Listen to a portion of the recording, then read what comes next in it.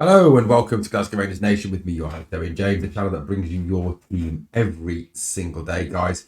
Look, we're kind of looking back. Obviously, what was a very disappointing performance yesterday. Yes, it was 3 points. Yes, it's 3 points and up the road. But at the end of the day, it was dire, wasn't it? It was absolutely chronic. I mean, I did the live stream yesterday and it was a really tough watch. I mean, it was a really tough watch. It was really tough to keep on talking through the game. Just an absolutely dreadful performance. It really was. And Clement really does, he does worry me. With some of what he says, some of what how he comes out with this, and the changes that he makes, and just the problems that he causes. It is just, it's not great, is it? It is not great at all. Um, I think a lot of people have kind of given up listening to his post-match interviews and his pre-match interviews and a lot of his presses as well, because there's a genuine kind of apathy towards what he says and how he says it. And I think there's a lot of incredulity. There's a lot of people I think, as I joked a few months ago, the fact that he really does need to write down what he's about to say, give it to someone else. They look at it and go, no, you can't say that. You genuinely cannot come out with that because you'll get crucified for it. And I think we look at, I'll be honest with you, I didn't watch the post-match interview. I genuinely didn't watch the post-match interview because I just didn't want to. I just thought, what, it ain't worth it because I'll just get annoyed. And then I saw a tweet on X from Heart and Hand and Four Lads, and I just had to go and quickly look. I read, it wasn't actually the interview, I read the text of the interview. And was genuinely surprised by what I say surprised. I mean, surprised in the fact that I'm kind of like, what? But surprised, not really surprised given his past history. Okay, so this is what he said. He said, it's his post game today. He says it was a good performance today. The only thing we missed is to score the second, third, or fourth goal to finish off the game earlier and kill the belief. With the opponent, which we did well against Nice. But we have to say also there was really a good goalkeeper on the other side. I mean, let's pick apart that a little bit, that comment, a little bit of what he actually said. He actually came out with that comment, and for him to actually say that, is just ridiculous. I mean, it really is, a comment that just doesn't make any sense. It really doesn't. Look at that comment, and the first line of that comment just makes me go, what the actual? It was a good performance today. No, it wasn't. It genuinely wasn't a good performance. It was a dire, boring, chronic performance. The players took too many touches at times. The play was slow. It was dull. We struggled to kill off a very poor St Johnstone team. If you think that was a good performance, Philippe, you've got an issue. You've got a problem, And I think, as David Edgar said on the Heart and Hand tweet, you can say it's a good performance. Doesn't make it one. Just because you say it is, doesn't make it one. I mean, yes, we did obviously not score the second, third, or fourth goal. So you're kind of contradicting yourself there by saying it was a good performance. The only thing missing was we didn't score extra goals. Well, surely that would have made it a good performance. And look, one thing I do agree with was that, Ray, the goalkeeper for St Johnstone, was excellent. He was absolutely brilliant. He really, really was. A very good keeper. Very good keeper. Made some very good saves. He really did.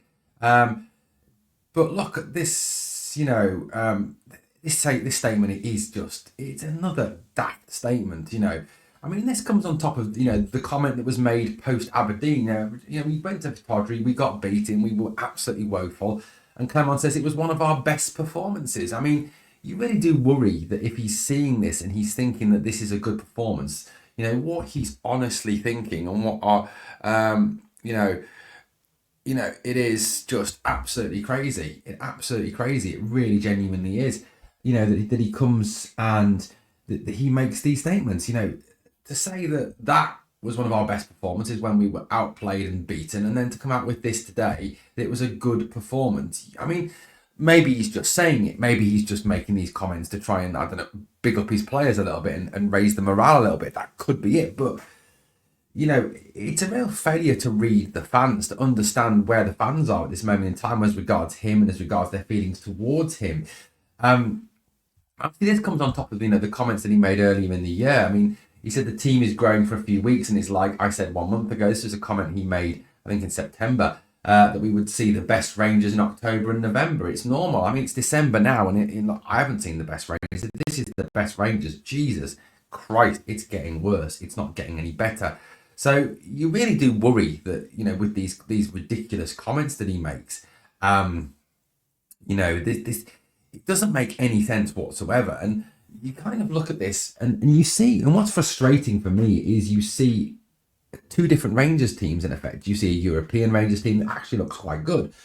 But I think the difference really fundamentally is, that in Europe you get more time on the ball, so you can take that extra touch. You can build up a little bit slower. That's just European football. However, in this country, in Scotland, everything is faster, it's quicker. You can't take the extra touch because if you do, you'll get slammed into and smashed by the hammer throwers. You've got to come against the low block. It's failure to adapt your tactics, adapt your style. You cannot play the same in Europe as you do it domestically. You've got to kind of, in a way, have two separate sets of tactics. You've got to have a European set of tactics, and then you've got to have a domestic set of tactics, because Scottish football is quite unlike anything else in the world. It is different, and Clement, for me, is failing to grasp the major differences between the European game and the Scottish game. And, you can't say he hasn't had time. He's been there a year now, or over a year now, to actually grasp that there's a major difference, that his tactics don't work in Scotland. And, he needs to adapt, he needs to change, he needs to sort this out, because it is really going very badly at this point in time. But like I said, he isn't helping himself. He said the word's got no credit in the bank. So for me, Clement is kind of, he is aware that that he has no credit in the bank. He really does have no credit in the bank. But he doesn't really add to that by making these comments and making these statements. He doesn't help himself. And it's almost like his PR is so bad that he needs to kind of work on this PR. And I don't understand why he is coming out with these comments. It just makes absolutely zero sense to me. It really, really does. It's worrying. It's a very worrying state of affairs. What Clement is saying, what he's coming out with, and his perceptions of what is a good performance and what is a very good performance. You really do worry. If Clement is going to save himself, which some people would argue that he can't now. Obviously beating Celtic is the premier thing he's got to do. But playing like we do now against Celtic will not work. They will absolutely take us to the cleaners. He's got to adapt his style. He's got to adapt the way we play to face them. But, it's not just about Celtic at the end of the day. It's about adapting his style and getting a different way of playing in Scotland and being more effective. And maybe that means going two up top. Maybe that, means... I mean, look, I think the thing we've got to face is that Celtic play 4-3-3. And the reason it works for them, the one up top, is because they move the ball so much quicker than us. They're more incisive with their passing. They're faster, they're quicker, they're just speedy, they're more aggressive. We don't seem to have the pace in our team, so therefore we've got to look for a different way of doing it. Now, whether that means going 3-4-1-2 or going 4-4-2 or 4, I don't know, some other combination of, I can't think off the top of my head at the moment, just something different, 4-3-1-2, just different formations to push two up top, that maybe going two up top might actually help. So you've got one dropping short, one going beyond, one striker going wide, one striker goes in the middle. So there's always someone in the box, because, you watch it and often you see the ball goes into the box and there just isn't that, that isn't the way of doing it. It isn't the way of playing. I don't know. You've got to look at a change of tactics, a change of style, a change of formation. You really do. Look, Rangers need to change. They need to change, and they need to be better. They really do need to be better. And Clement's got to adjust his style. He's got to adjust his tactics to suit Scottish football. Right then. Okay, so look, let's move on a little bit. There was some bad news yesterday, as regarding Casanwejo. Casanwejo is out now for 4 to 6 months after his surgery, and he will return to Feyenoord to do his rehab. So looks like the end of Casanwejo's time at Rangers. Now, obviously, Philippe Clement said that we'd keep an eye on the recovery of Casanwejo and how it goes. But look, at the end of the day, it's just not good enough. If Casanwejo is gone, then we really do need to address this in January. We really do need to, look a new right back or a new centre back or something in January. as well today, Robin Proper goes off injured yet again. And, he looks awful. He played absolutely dreadfully until he went off. We do need some more cover there. Now, if Casemiro, this looks like, obviously, it's sad for the boy. I thought Cass was a good footballer. I think he could have made a real difference, either at right back or centre back. He was mobile, he was quick, he was big, strong. And it just seems such a shame that we're obviously going to lose out on having Cass at the club. But the fact he's going to be out for 4 to 6 months, it's again this injury curse striking. So no Cass for the rest of the season, and obviously no Cass going forward. So that obviously reduces our options at right back, which means probably more James Tavernier, which is unfortunate. But it is what it is, guys. It is what it is. Now, the other obviously worry as well is that Doesn Sterling today was injured. He had some sort of nerve block apparently, which decreased his ability to sprint.